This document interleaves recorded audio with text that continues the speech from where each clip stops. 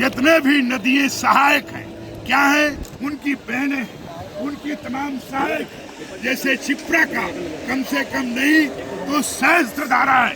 क्षिप्रा के सहायक कोई धार से आ रही है, कोई कहीं से आ रही है, कोई कहीं से आ रही है। जैसे क्षिप्रा भी यमुना माता का एक सहायक अंग। और आप ये देखिए, यहाँ से नागदा में, क्यों नागदा में जाके मिलती है, क्यों नागदा में जाके मिलती है क्षिप्रा महारानी, नागदा में, चंबल में, चंबल मैहतपुर से चंबा नदी में माता क्षिप्रा का मिलन होता है। और क्षिप्रा जो है चंबन कहाँ, कोटा डेम, वहां से चंबल, और ये सहायक नदी क्षिप्रा महारानी फिर जो है चंबल के धारा में बहती हुई आज जमुना से मिलने के लिए और वो प्रस्थान करती है। और वो जमुना जो है गंगा जी में जाकर प्रयागराज में दोनों का संगम होता है। इसी तरीके से कुछ फर्रुखाबाद, जहाँ ढाका बंगाल की बाउंड्री है, जितना वहाँ है फर्रुखा डैम है, फर्रुखा बांध कहन, कोसी नदियाँ, तो कहने का अर्थ है 1.25 करोड़ जो महारानी गंगा के अंग, चाहे वो कावेरी के रूप से हो, वो चाहे गोदावरी के रूप से है, अनेक धाराएं उनकी जो है गंगा आचमनी के लिए पाताल लोक में सागर के अंदर, जिसका नाम है गंगा सागर, सभी बहनें वहां इकट्ठा होती हैं। इसलिए समस्त नदियों का, समस्त उनका आवाहन करना है, सभी का पूजन करना है, सभी का चिंतन करना है। और जहाँ भी जो है इस दशहरा पे, पावन पे सिर्फ चिंतन मात्र, हमारे यहाँ क्या है, मंत्र का पूजन। भगवान वाल्मीकि ने एक श्लोकी रामायण बनाया है, उसका महत्व उतना ही है। एक श्लोकी भागवत है, उसका महात्म नहीं।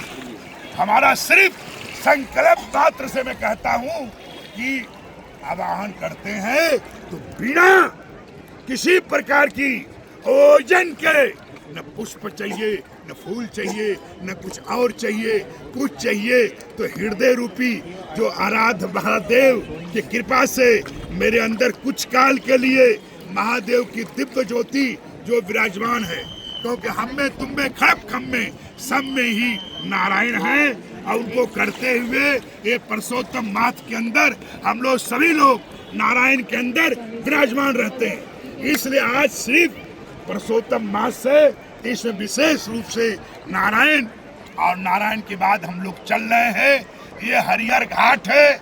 हरिहर घाट पे लोग आचमनी लेने के बाद, शुद्ध होने के बाद, यहाँ से हरिहर भगवान जो भगवान शंकराचार्य द्वारा स्थापित है, आदि गुरु के द्वारा, और उनका पूजन अर्चना होगा। दोनों का एक साथ में नारायण का और महादेव का पूजन अर्चना होगा। और उसके बाद सभी लोग दातार अखाड़े में दातारपुरी जी महाराज का, गुरुजनों का, यहाँ भी पीर संजापुरी जी महाराज अनेक गुरुओं के चरणों में जल अर्पित करते हुए आज के सहारा में, क्योंकि हम लोग मानते हैं जितने हमारे पूर्वज थे वो सभी लोग कहाँ हैं, गंगा जी में। गंगा जी में समाधि देते हैं, गंगा जी में हमारी फूल डाला जाता है, गंगा जी में हमारी अस्थियां होती है।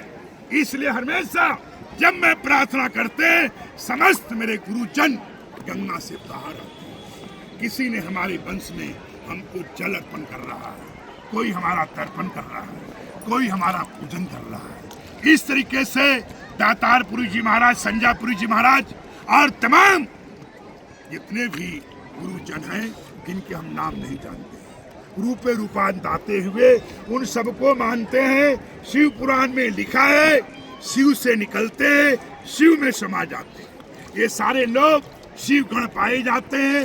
इसलिए भगवान शिव को प्रणाम करते हुए उन्हीं में से सबका अस्तित्व है अर्थात, और वही महादेव शिवलिंग हमारे सर पर रखे जाते हैं। समाधि में पूजा पाठ भी किसका होता है, महादेव। इस तरीके से मैं अपने आज गंगा दशहरे के अवसर पे पूर्वजों का पूजन पाठ और अनेक प्रकार गंगा माई के माध्यम से गंगा दशहरा, क्योंकि आज महादेव और त्रिदेव समस्त शक्ति अध्यात्म की शक्तियों को अर्जित किए हुए गंगा महारानी भूतल के लिए प्रस्थान करती है।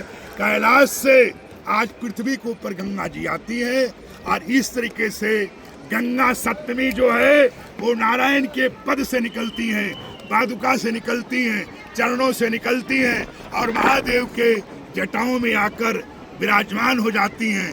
उसके बाद कुछ काल विश्राम करने के बाद गंगा महारानी त्रिदेव की इच्छा से, अध्यात्म के शक्तियों से, क्योंकि समस्त नदियों का आदेश हुआ, इनके पहले जितनी कावेरी, गोदावरी, सरजू और ब्रह्म पुत्र भगवान परशुराम अनेक सबको आगात किया जाता है।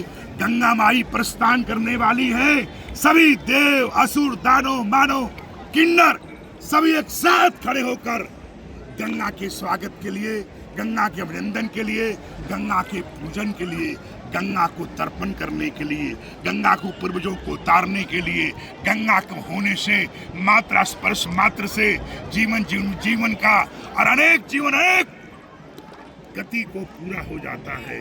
और जीवन, हम ब्रह्म थे, ब्रह्म हैं, अब ब्रह्म में ही ब्रह्म हो जाता है, जिसको भक्ति कहते हैं। इसलिए एक बार आप हृदय से क्षिप्रा के रूप से गंगा को देखो, जमुना को देखो, समस्त नदियों को देखो और इसी में गंगा माई है, इसी में समस्त है, क्योंकि जल जुड़ा हुआ है, पृथ्वी जुड़ा हुआ है, हमारे यहाँ सारे जुड़े हुए, एक से एक जुड़े हुए हैं। इसलिए मल्लभ जो है, आप सभी लोग मल्लभ जो है, एक बार सिर्फ 1 सेकंड ध्यान कीजिए, जब का मौन